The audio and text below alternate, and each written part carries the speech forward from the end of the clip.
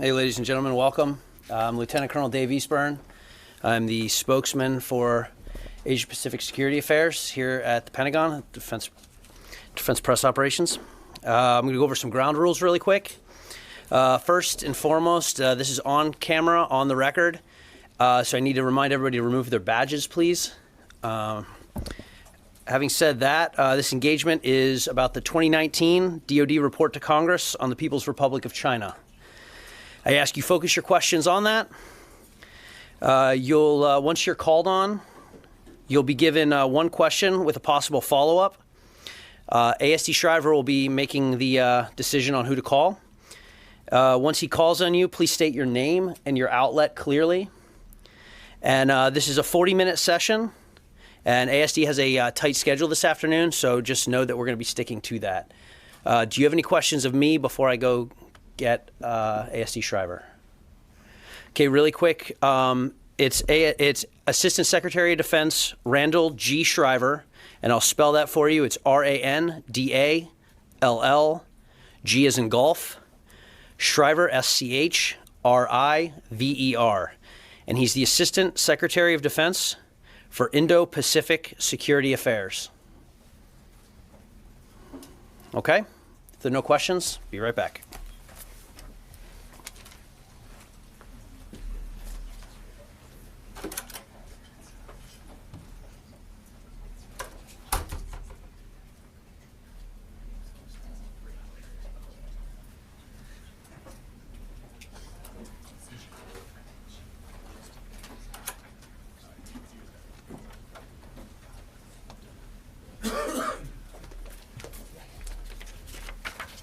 So good morning. I want to thank you all for being here today for the Department's brief on the 2019 report on military and security developments involving the People's Republic of China. This annual report is the authoritative statement from the United States government on military and security developments involving China. As the National Defense Strategy lays out, strategic competition with China will be the primary concern for the U.S. national security for years to come. Assistant Secretary for Indo-Pacific Security Affairs Randall Schriver is here to discuss China's security and military strategy with you, and he will provide some opening remarks. I think Lieutenant Colonel Eastburn will help facilitate the engagement this morning. So with that, Secretary. Thank you. Good morning. As was noted yesterday, the Department of Defense submitted our annual report to Congress, which we refer to as the China Military Power Report. And this report is our authoritative statement on how we view developments in the Chinese military, as well as how that integrates with our overall strategy. And of course, this relates directly to what we do here at the Department of Defense in our implementation of our national defense strategy, which states that the United States will compete from a position of strength while encouraging China to cooperate with the United States on security issues where our interests align. So a few things to comment about the report. First of all, with respect to some of the military developments, we continue to see that China seeks to erode U.S. military advantages and seek to gain and maintain influence, and it backs these ambitions with significant resourcing, which translates into real capabilities and capacity.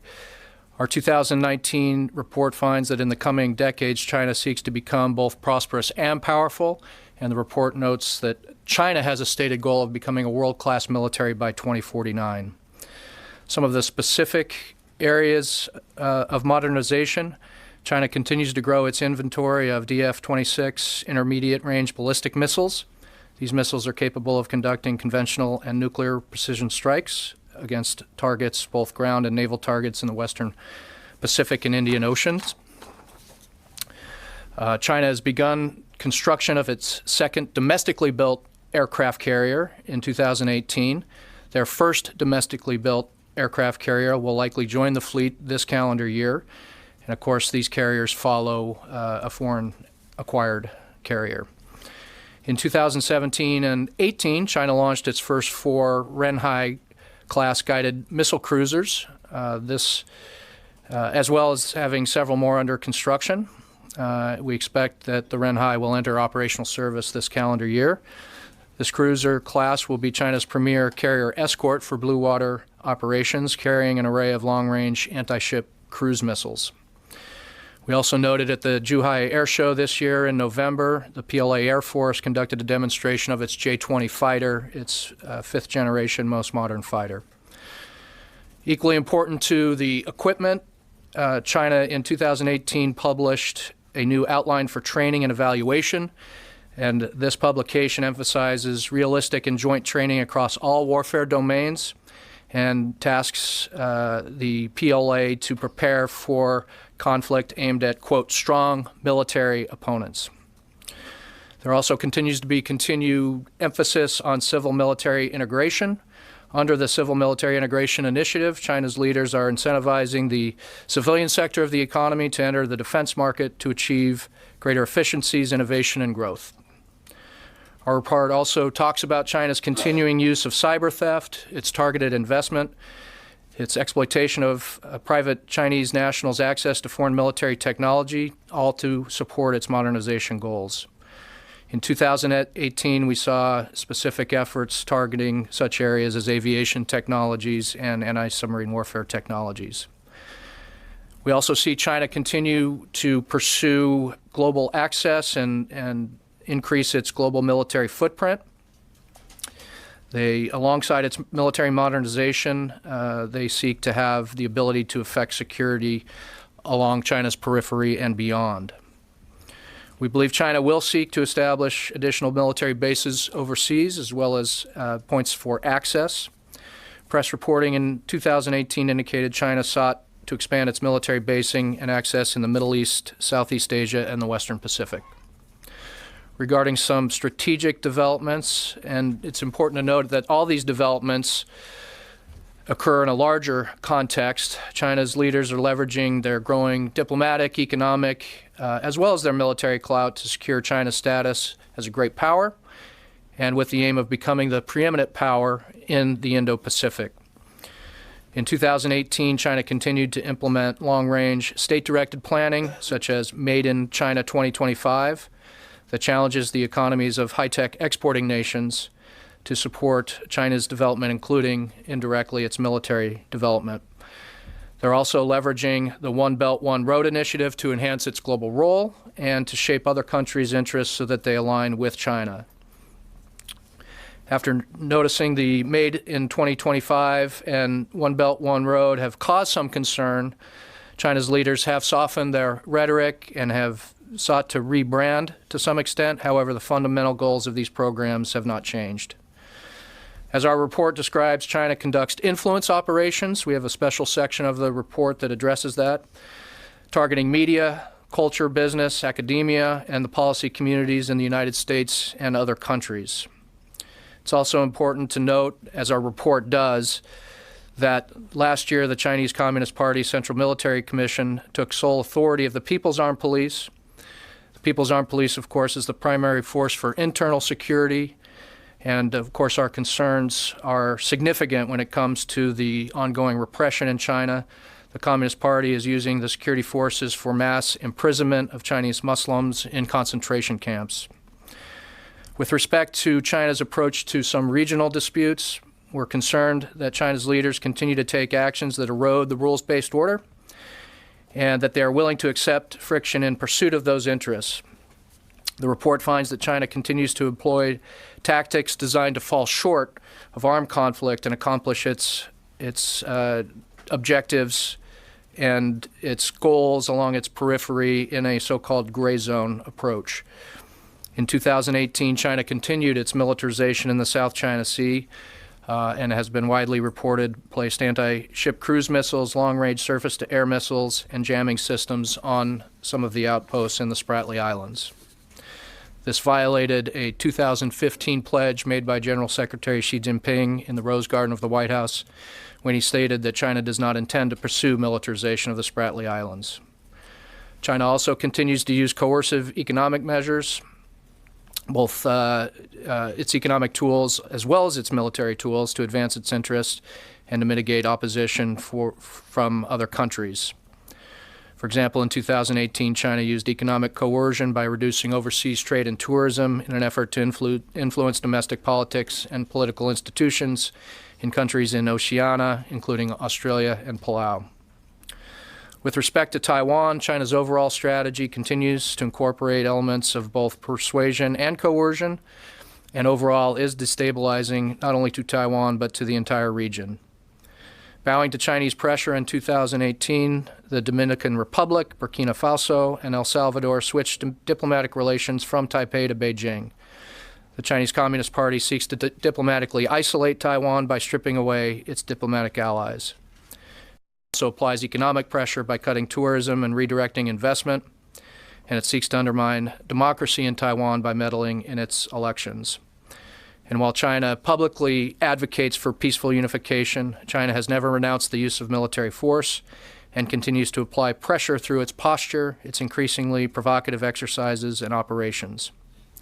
Our report also talks about U.S.-China military-to-military relations. While the National Defense Strategy emphasizes competition, we certainly don't seek conflict with China, and it doesn't preclude cooperation where our interests align. We continue to pursue a constructive, results-oriented relationship between our countries, and it's an important part of our regional strategy to have stable, constructive relations with China and a relationship which mitigates the risk of incident or accident. So this all sets a framework in which we're operating, and as I said up front, our national defense strategy is aimed at dealing with these challenges. You're familiar with the pillars of our strategy, seeking to increase the lethality of the joint force, strengthening partners and allies, and reforming the business practices of the Department of Defense. Much of that will put us on a better posture to compete effectively and deal with these challenges. So with that, look forward to your questions. Yeah. Hi, Lolita Baldor with AP. I just wanted to get your sort of a more detailed assessment on China's cyber activities. The U.S. has, for a number of years now, talked to them, taken steps to try and mitigate some of this. Is it getting worse? Are any of the actions the U.S. is taking having any impact at all? And if not, what can the U.S. do about this to stop the effects on technology stealing? I would say the threat and the challenge is persistent. The Chinese remain very aggressive in their use of cyber. What's changed is our level of awareness and the steps we're taking to reduce our own vulnerabilities and working with partners and allies to do the same. Just two quick questions. One is, you mentioned the Chinese were using concentration camps. Could you explain why you use that terminology? And then also separately on Taiwan, there's been an increase in the pace of transits of U.S. warships through the Taiwan Strait. The French recently participated in an operation. Could you explain what's behind the increasing frequency and the expansion of the types of ships and countries that are participating? On the first point, the detention camps, given what we understand to be the magnitude of the detention, at least 1 million, but likely closer to 3 million citizens out of a population of about 10 million, so a very significant portion of the population. What's happening there, what the goals are of the Chinese government, and their own public comments make that a very, I think, appropriate description. With respect to Taiwan, the Taiwan Strait is international water. We transited as we see fit. The Chinese transit as well, and we don't object to their transits because it's international water for the use of all seafaring nations, and so we'll continue to do that as we see necessary and expect that other countries would do the same as it is international water. Lucas Tomlinson, Fox News. Can you explain in what area of China's military they've made the most gains? They've had a very aggressive modernization effort that goes back at least 2 decades. So they've made progress in a number of areas. I would say their power projection through ballistic and cruise missiles is an area they've made tremendous progress, and they continue to develop enhanced capabilities in those areas. But really, it wouldn't be limited to that. And I think particularly in new domains, they've invested a lot in cyber, space, hypersonics, AI. So we're seeing a very aggressive modernization effort backed by resourcing. For almost 2 decades, they've had near double-digit growth in their official defense budgets. Their defense budgets might actually be higher than that. So this is a national effort that's resourced very well, and it's targeted at them being, as the report says, the preeminent power in the Indo-Pacific. And former Vice President Joe Biden says that China is not a competitor of the United States. What is your response? I'll stick with the language in our national security strategy and our national defense strategy, which identifies China as a strategic competitor. Sir. Can you talk about the PLA's presence in Tajikistan and how it influences Afghanistan? I think the Chinese have growing interest in Central Asia in general, and they're looking for partners that will train with them, give them access. I think they have a variety of interests there that may include Afghanistan, but I think they have broader interests in Central Asia. I know the Russians are also paying attention to that, and that could be a source of some friction there. We certainly don't begrudge our friends and partners in Central Asia for wanting a relationship with China, but we would suggest that they keep an eye on what China's ambitions actually are and what kind of influence they're trying to exert given increased access. And is the Chinese military strategy to defeat the United States military conventionally, or do they believe they would have to use nuclear weapons in order to do that? I think as our report outlines, the Chinese strategy is to supplant the United States and become the preeminent power in the Indo-Pacific. They also have known interests in particular contingencies, potential contingencies, East China Sea, Taiwan, South China Sea, that they prepare for, as well as on their land borders. So we think they are directing their efforts at trying to prevail in those known contingencies, and that would likely involve dealing with the United States in some form, given our commitments in the region. So, David. Dave Martin with CBS. Do you expect China to continue militarizing the islands in the South China Sea, and what, if anything, can the U.S. do about it? I don't know what steps China will take beyond what they've already done. I think those steps at militarizing the outposts are designed with a certain aim, and they seek to operationalize an illegal, expansive sovereignty claim, basically everything inside the 9-dash line or the entire South China Sea. So what we do about it is we fly, sail, and operate where international law allows. We're increasingly joined by other countries to make sure that no one country can change international law and international norms, that water remains international water. In other words, making that investment that the Chinese have made as insignificant as possible, particularly where their core goal is aimed at.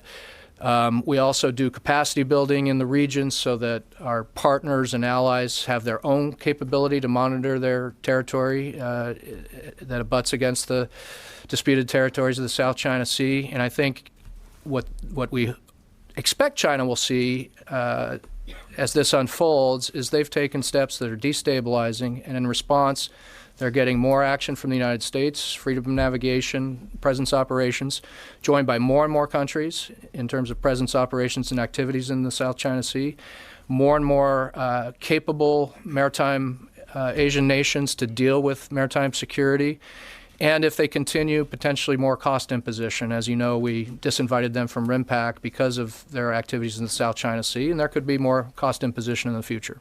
Has any of that had any effect so far? The effect is the fundamental nature of the South China Sea hasn't changed. China has changed some facts on the ground with respect to the land reclamation and the infrastructure on these outposts. But the effect that the Chinese seek, which is operationalizing this illegal expansive sovereignty claim, has not been achieved. Eric Rowe, Asahi Shimbun. With regards to Taiwan and the increased pressure from the PRC, what can the U.S. do to provide more tangible, substantial report to Taiwan? And in particular, what is the current progress of the sales of the Abrams and F-16 Vs to Taiwan? And in general, have the U.S.-China trade talks affected this at all?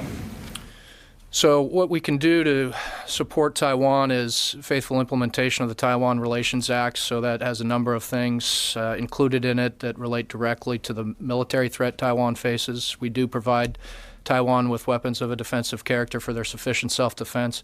We also maintain the capacity to resist force should our national command authority ask us to do so. So we look at our planning, we look at our own posture, our own capability, and we do a number of things to assist Taiwan in the defense service area as well. We don't just sell them weapons that are required for their defense. We support training and we support professionalization of the military, looking at reserve forces, etc. So we'll continue faithful implementation of the TRA as the best mechanism to deal with the emerging China threat that they face. Yes, sir. Well, a quick follow-up on Taiwan, the F-16 sale. What in the report, what trends in the report, either modernization, tactical, or intent trends justify or provide a rationale for the sale of additional new F-16s? And where does that sale stand in terms of the requirements scrub going on? Sure. Well, I didn't comment on the question on tanks and the possible sale of additional F-16s because we don't comment on potential sales that are still under consideration. But I think the threat environment is evolving. As I mentioned, the report talks about the possibility of the J-20 fighter coming online in 2019. That's a fifth-generation fighter. The efforts to diplomatically, politically, economically isolate Taiwan suggest that they need a boost in their own confidence and need to see the support of the United States and other friends and partners. But the threat is clear and evolving.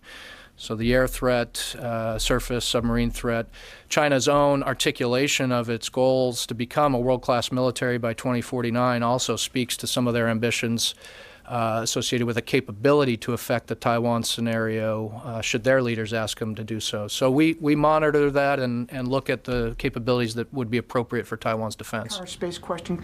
April 9th, the Secretary said that China has fielded an anti-satellite missile unit to an operational Chinese unit. I didn't see that mentioned anywhere in your report.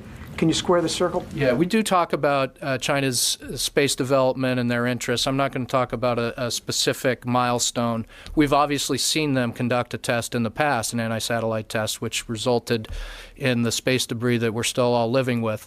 So, and it's still there. Okay. So I don't want to talk about a specific milestone, but we do address in the report China's interest in space and their modernization efforts, and we know they have had demonstrated capability in the past. Thanks. Sir. Yes, thank you. Dan Lamothe with the Washington Post. Economic colonization has been raised as a concern by the Pentagon broadly when it comes to China over the last several months. The airstrips in Greenland come to mind as an example. What's the message to potential partners that are perhaps economically in a position where they need financial help? The United States assisted in that case, but they probably can't in every case. Sure. Well, I think the track record is becoming more and more clear with China's predatory economics. So I guess one of the messages is buyer beware. If you have these development needs and China is offering solutions, read the fine print, make sure you understand the terms of the deal, and make sure you understand the track record that has resulted in countries losing, to some degree, sovereign control of their own country because they're indebted to China and find themselves under enormous Chinese pressure and influence. I think we can offer alternatives. We can also offer alternatives alongside our partners and allies. So in many cases, development assistance can be produced not only from the United States, but U.S.-Japan solutions, U.S.-Japan-Australia solutions, etc. I don't think we're as concerned with the dollar-for-dollar side-by-side comparison with China because what we offer are clean, transparent, scandal-free approaches that benefit the people of the recipient countries, not just a few of the corrupt elites. So we need to brand that and market that in a way that countries understand that the choice isn't just one potential source of financing versus another. It's a qualitatively different approach that benefits their country a lot more. Sir. Tony Vertuca, Inside Defense. Thank you. There is tension between U.S. firms that the Defense Department wants to bring in to the defense industrial base and those firms' desire to have access to the Chinese market. Can you tell us what the department's message is for those companies about doing business in China? Is it either or? What do you have to say to those companies? Yeah. we want a level of awareness for any U.S. company doing business in China, and depending on the sector, where the vulnerabilities might be, and should those companies have an interest in doing business with the United States Department of Defense, be part of the defense industrial base, understand that there may be potential trade-offs, and starting from a position of awareness gives private companies who can make their own decisions the ability to balance the pros and cons. I mean, I think we are very concerned about being vulnerable and closing those gaps. It's been a focus of this department, and at some point there might be discrete decision points that companies have to make, but we start from a position of wanting to have a dialogue and spreading the awareness and making sure that we understand and the companies understand what those trade-offs may be in the future. Thank you. Ma'am. Can you speak a little bit more to the special topic about the Arctic and what that means specifically for the possibility of submarines in that region for deterrence?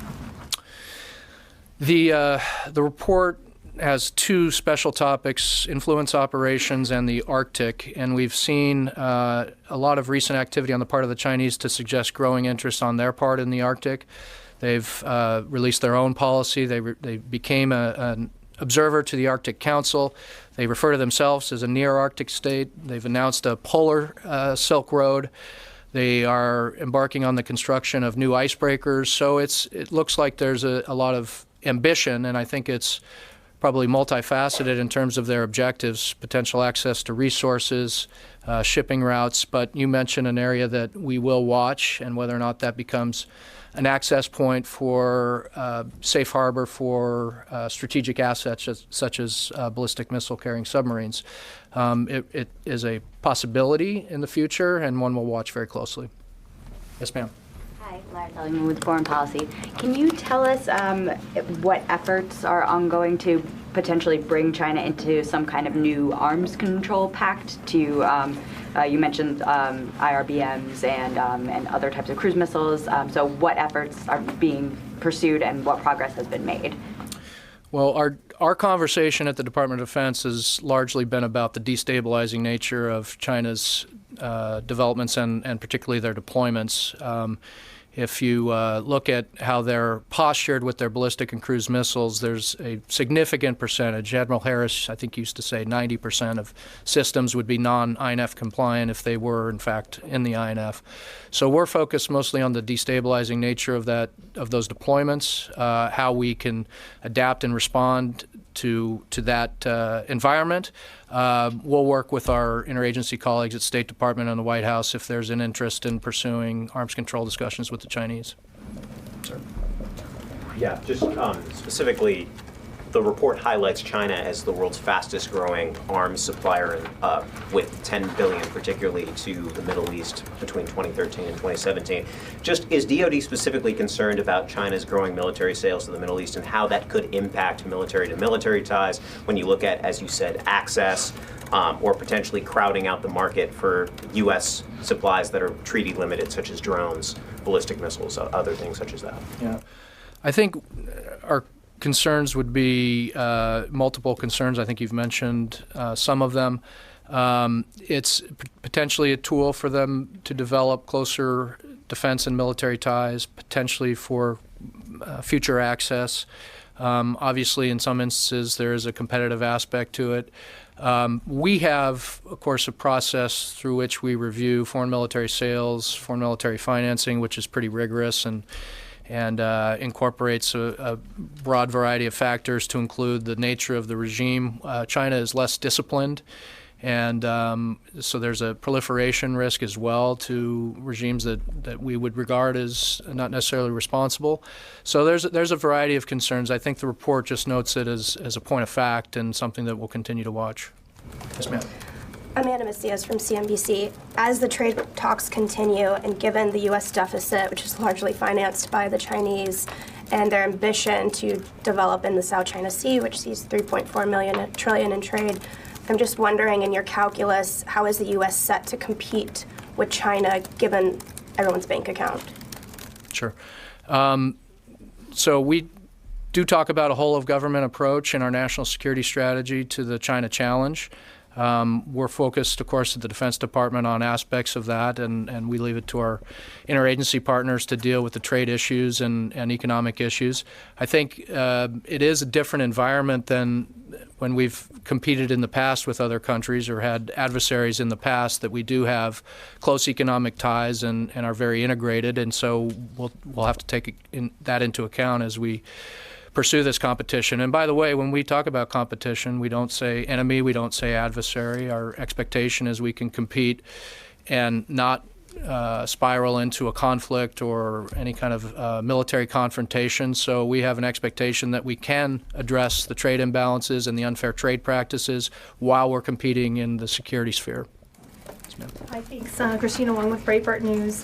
Can you discuss China's footprint right now in the Arctic? How many icebreakers, patrol boats, research stations do they have right now?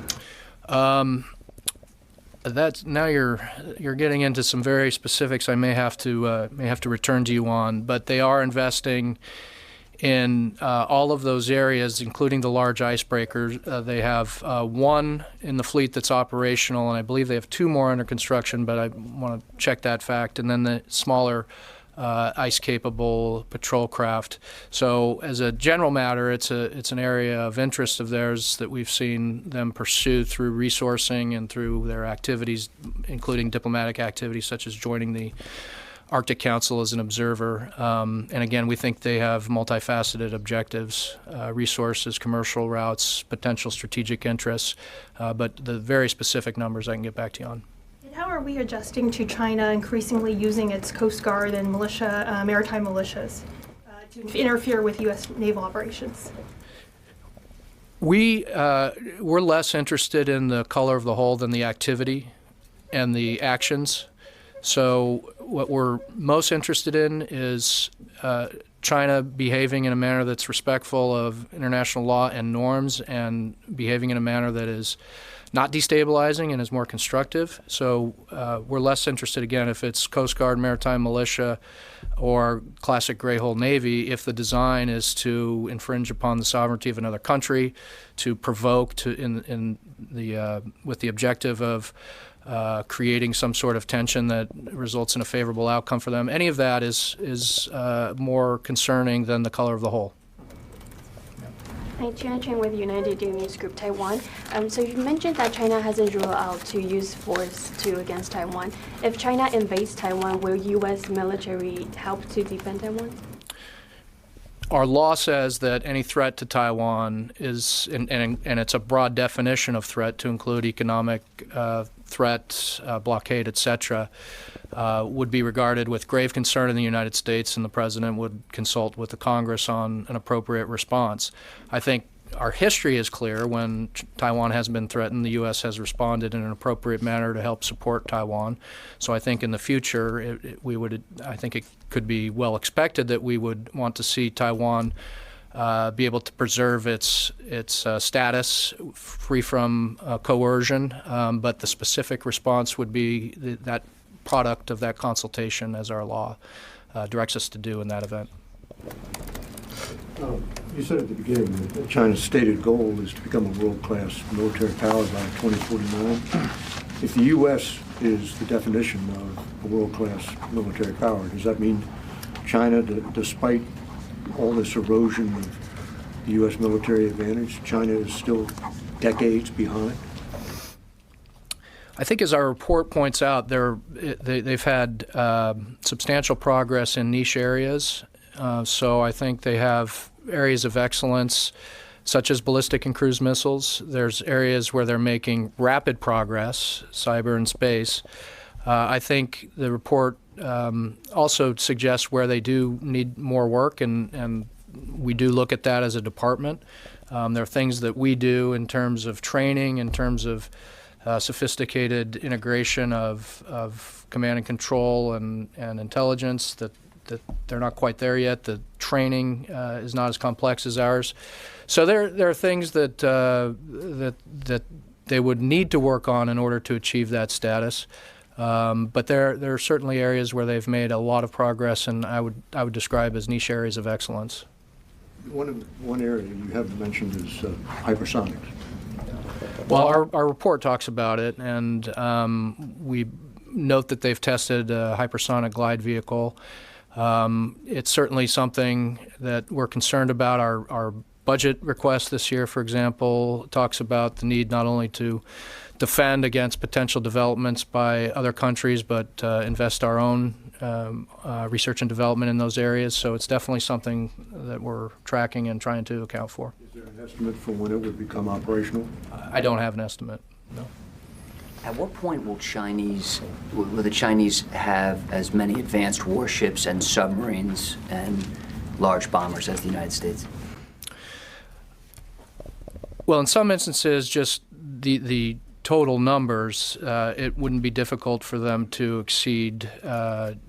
But when you talk about the number of advanced, so if you're talking about 5th generation fighters versus 4th, or you talk about the new class of guided missile cruiser that's come online versus older platforms, I'm not sure I can give you a precise answer on that. I mean, I think our hope is through our own modernization, we maintain the competitive edge. That's what the first pillar of our national defense strategy is all about. And I would also note that the warfighting environment is changing. We talk about that in our national defense strategy. So our investment in some of these new domains, it may not be such a simple calculus in the future of how many platforms one side has or another. It's about maintaining the technological edge, which we're committed to. Is it fair to say Really quick, Tony. Just really quick. Time for 3 more questions. Does China now have a nuclear triad? You suggested in your report that the Jin class is operational. Have they actually done deterrence patrols? And is it accurate to say not China is one of the 3 nations on Earth with an operational nuclear triad? Yeah, I don't think I'd be prepared to use those words, but we're certainly tracking what they're doing with the ballistic missile carrying submarine, and it looks as though, without getting specific about a timeline, that they're heading in that direction. Heading in what direction? Toward having capable delivery systems in those 3 domains. To have a true triad involves doctrine, involves training, a lot of things. So I'd stay away from a specific point in time, but there's certainly something they're heading towards. Thank you. Sir. Ben Kessler with the Wall Street Journal. You said that the color of the hulls of the Chinese ships doesn't matter as much as the activity. Does that mean that the U.S. military considers Chinese Coast Guard and Chinese People's Maritime Militia ships to be military vessels? And if so, are they considered to be so at all times, or is there a threshold that they have to cross to be considered as such? No. As I said, it depends on the activity with respect to how we regard them. If they're engaged in provocation or infringement on another country's sovereignty, particularly our allies, then we would treat them differently than if they were doing what we would regard as more normal Coast Guard activities, or we don't have necessarily the equivalent of a maritime militia, but peaceful activities. So I'll just leave it at the statement I made. We're more concerned about the activity and the action rather than the color of the hull. Ma'am. Lauren Meyer with Washington Times. So China has a significant involvement in Venezuela. Are there significant matters about China's involvement that the department is concerned with? And how is the department looking to counter such involvement? Yeah.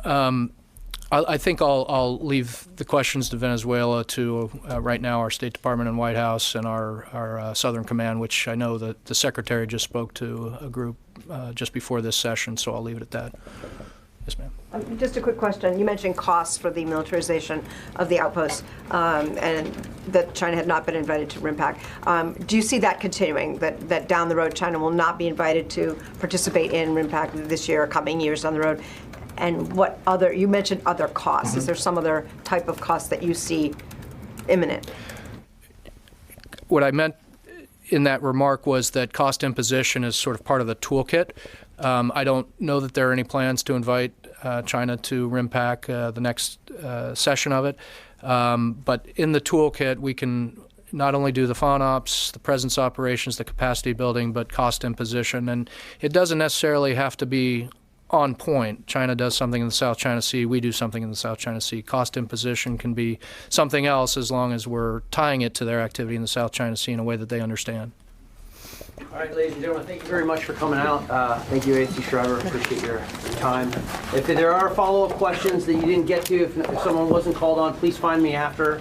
We'll be back in the workspaces. Thank you. Thanks.